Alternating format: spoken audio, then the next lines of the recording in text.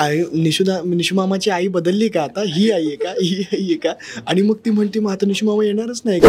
तिन्ही अभिनेत्यांची जी काही समज आहे त्यांच्या कामाविषयी एवढ्या लहान वयात असून सुद्धा ती समज आणि त्यांचं पात्राच्या भावाविश्वाबद्दलचं एक उपजत असलेलं ज्ञान हे इतकं समजून आणि इतकं चांगलं होतं की त्यांना आम्हालाच खूप शिकायला मिळालं आणि खूप नवे नवे इनपुट्स इन्साइट्स कॅरेक्टरबद्दल कळले. काम पण जे मिळत होतं मला ते पुढे नव्हतं सरकत आणि काही ना काही कारणास्तव बंद पडत होतं. तर त्याच कारणामुळे मी ॲक्च्युली घरी गेलेलो होतो आणि मी असं म्हणलो होतं की म्हणजे कायच करणार. मी आईसमोर रडलो त्या दिवशी खूप. हॅलो नमस्कार फ्रेंड्स, मी मज्जाची नीलम. इंद्रायणी मालिकेत एक नवा प्रवास सुरू झाला आहे आणि जे कलाकार हा प्रवास घेऊन आलेत ना, असे गोपाल आणि अधू माझ्यासोबत आहेत. कसे आहात? खूप मस्त. काय सांगणार, सध्या कसं सुरू आहे शूटिंग नाशिकमधलं? खूप मस्त. सगळं वातावरण छान आहे शूटिंगवरचं. सगळे एकदम मेहनतीने आणि मन लावून काम करतात, त्यामुळे बोर तर कुठेच होत नाही आणि दिवस कसा निघून जातो हे पण कळत नाही, त्यामुळे मजा तर येतेच. पण आता नवीन कलाकारांची सगळ्यांची ओळख होते, नवीन नवीन प्रवास हा सुरू झाला आहे, तर काय सांगणार त्याबद्दल? काय पहिले 1-2 दिवस जरा सगळ्यांना समजून घ्यायला आणि प्रत्येकाच्या कामाचा अंदाज यायला गेले आणि त्याच्यानंतर असं वाटलंच नाही की आपण आत्ता 2 दिवसांपूर्वी या संघात नव्याने सामावले गेलोय. रादर असं वाटत होतं की आपणही यांच्याबरोबर गेली 1 वर्ष इथेच मालिका शूट करतोय आणि इथेच राहतोय आणि रोज मालिकेत काम करायला येतोय. त्यामुळे तो अनुभव खूपच चांगला होता आणि नवीन कलाकारांबरोबर काम करताना खूप गोष्टी ऐकायला नव्याने मिळतात, शिकायला मिळतात. मला सगळ्यात महत्त्वाची गोष्ट ही वाटते की आम्ही तिघं नवीन असल्यामुळे मालिकेतल्या पूर्वी घडलेल्या काही महत्त्वाच्या गोष्टी ज्या आम्हाला माहिती आहेत खरं तर, पण कधी कधी त्यांची इंटेन्सिटी पटकन समजत नाही. पात्राकरता एखादी गोष्ट किती महत्त्वाची आहे, कशी आहे, तर ते समजावून सांगणं आमच्या सर्व सहकलाकारांचं त्यामध्ये क्रेडिट आहे की सगळेजण त्याकरता कायम तत्पर असतात मदत करायला आणि अर्थात विनोद लवेकर सर तर असतातच. पण ही भूमिका दोघांपर्यंत पोचली कशी, अधू आणि गोपाळ? ओके, सो मी जानेवारीमध्ये ऑडिशन झालं होतं, तेव्हा मी मुंबईला होतो आणि माझं एक शूट होतं ते कॅन्सल झाल्यामुळे मला थोडा स्ट्रेस आला होता. म्हटलं चला रिलीफ करण्यासाठी घरी जाऊया. तर मी संभाजीनगरला गेलेलो आणि तिकडे नंतर गेल्यानंतर मला माझ्या मित्रांनी सांगितलं की अरे एक ऑडिशन आलं, चल देऊन येऊ. ठीक आहे चल. आणि नेमकी त्या दिवशी त्या ऑडिशनचा शेवटचा दिवस होता आणि शेवटचीच वेळ म्हणजे 5-6चीच वेळ होती आणि ते रॅपअपच करत होते आणि मी तिकडे गेलो आणि ऑडिशन दिलं आणि तेव्हाच लवेकर सरांनाच आवडलो मी आणि ते म्हणाले की अरे इतका लेट का आला तू. मग मी सांगितलं मग त्यांना असं असं झालं आहे. तर मग दुसऱ्याच दिवशी मला मुंबईला बोलवलं त्यांनी आणि मग फर्दर ऑडिशन्स घेतले काही. तर मग त्या प्रोसेसनंतर मग आज इथे तुमच्यासमोर उभा आहे. काय तुला तर माहिती आहे मी वर्सेस मी नावाचं नाटक करतोय. तर आमच्या नाटकाच्या तालमी आणि प्रयोग असं चालू असताना, सुरुवातीस 1-2 प्रयोग असं चालू असतानाच विनोद लवेकर सरांचा अभिनेते क्षितिश दाते यांना फोन आला. त्यांना मालिकेकरता, गोपाळच्या पात्राकरता अभिनेत्यांची गरज होती आणि क्षितिश दातेंनी माझं नाव सुचवलं कारण नाटकामुळे आमचे संबंध आहेत आणि आम्ही मित्रही आहोत SP कॉलेजचे असल्यामुळे. आणि त्यामुळे मी विनोद सरांच्या घरी गेलो ऑडिशन द्यायला. तो ऑडिशन ज्या प्रकारे झाली, विदाऊट स्क्रिप्ट ऑडिशन झाली, एका प्रसंगाला अनुसरून आणि प्रसंगाच्या मुद्द्यांवर, त्याच्या लॉजिकवरती बोलून ऑडिशन झाली. तर तो अनुभव माझ्यासाठी ऑडिशनचा अत्यंत नवा होता आणि खूप महत्त्वाचा आणि अनेक गोष्टी शिकवणारा असा होता. पण किती तारांबळ सध्या सुरू आहे. एकीकडे नाटक सुरू आहे, एकीकडे आता मालिका सुरू आहे.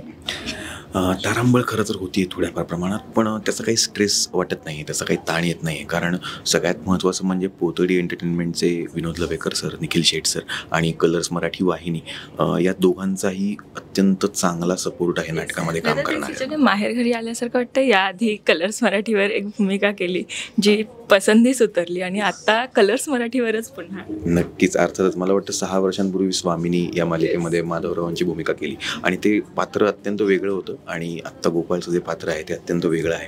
तर खरं तर परत नव्याने घरी आल्यासारखं वाटतं आणि मी खूप आनंदी आहे की कलर्स मराठी परिवाराने मला परत सामावून घेतलं. तर या दोघांचाही अत्यंत चांगला सपोर्ट आहे नाटक करायला. कारण आणि अर्थातच नाटकातल्या निर्मात्यांचाही खूप चांगला सपोर्ट आहे कारण मला नव्याने मालिका मिळते आहे. सो थोडीशी उडाताण होती आहे पण त्याचा ताण नाही येते, मजा येते. पण आता ह्याच मजेला एक अनुसरण प्रश्न विचारते. घरात एक छोटी भाची आहे जिच्यासोबत आम्ही काही फोटो व्हिडिओ बघतो. तिने काही एपिसोड किंवा असे रिॲक्शन तरी दिलं? येस, ती एपिसोड पाहत होती आणि ती माझ्या आईला म्हणते की निशू मामाची आई बदलली का आता, ही आई आहे का, ही आई आहे का. आणि मग ती म्हणते मग आता निशू मामा येणारच नाही का, आता तो रायाचा जेव्हा सीन आहे तो हाच भाचा आहे का आता, मी नाही आहे का, मी नाही का. आणि असं ती एवढे प्रश्न विचारत होती की आता तिला कसं सांगणार. पण ती बघते, ती पण डेली बघते. पण सेटवर पहिलाच दिवस होता आणि ज्या दिवस वाढदिवसाचा सीन होता जो सेलिब्रेट झाला, किती मजा मस्ती केली. अरे बापरे, मी तर 7व्या आसमानावर होतो. कारण असा दिवस म्हणजे एवढं योगायोग होणं खूप अशक्यच असतं. म्हणजे लाखातून एक चान्स असेल असा तेव्हा कधी होणार असेल तर ते झालं माझ्यासोबत. आणि खूपच म्हणजे तो असा क्षण होता की मी आयुष्यात कधी विसरू नाही शकत त्या क्षणाला. पण त्या चिल्लर पार्टीला भेटणं झालंय, त्यांच्यासोबत गप्पा गोष्टी झाल्यात, मजाच मजाच नुसते आम्ही खोड काढत असतो किती सेटवर. त्यांचं शिकलोय आता आम्ही ते लहानांची कमी भासूच देत नाही, आम्हीच खोड काढतो लोकांची आता.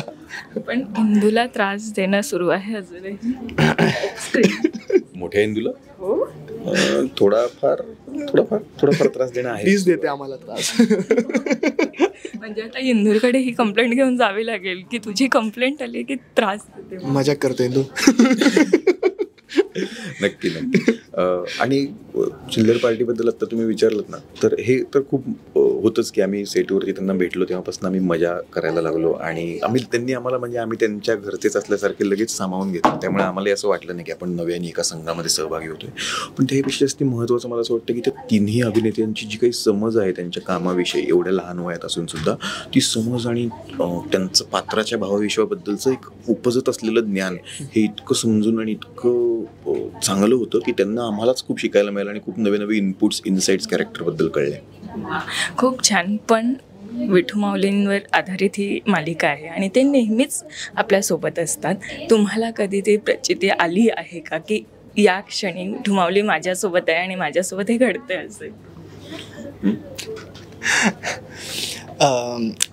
गोष्ट अशी होती की माझे मागचे 1.5 वर्ष खूप घाणेरडे चालले होते. माझे काम पण जे मिळत होतं मला ते पुढे नव्हतं सरकत आणि काही ना काही कारणास्तव बंद पडत होतं. तर त्याच कारणामुळे मी ॲक्च्युली घरी गेलेलो होतो आणि मी असं म्हणलो होतं की म्हणजे कायच करणार. मी आईसमोर रडलो त्या दिवशी खूप की माझं कामच होत नाही पुढे काही नाही. आणि ऑडिशन त्याच्यानंतर आलेलं मला आणि मी ऑडिशनला जाऊन आलो. मग ऑडिशनला जाऊन आलो त्या दिवशी मी मंदिरात गेलो आणि मंदिरात जाऊन म्हटलं की देवा मी कधीच काही मागितलं नाही, पण ठीक आहे आता मी हार मानतो, मला आता दे काम. आणि त्याच्यानंतर लगेच मला सरांनी इकडे बोलवलं मुंबईला आणि आता मला हे काम मिळाले. आणि त्यानंतर जेव्हा पण मला यांचा फोन आला आहे तो प्रत्येक दिवशी गुरुवारी आला होता. म्हणजे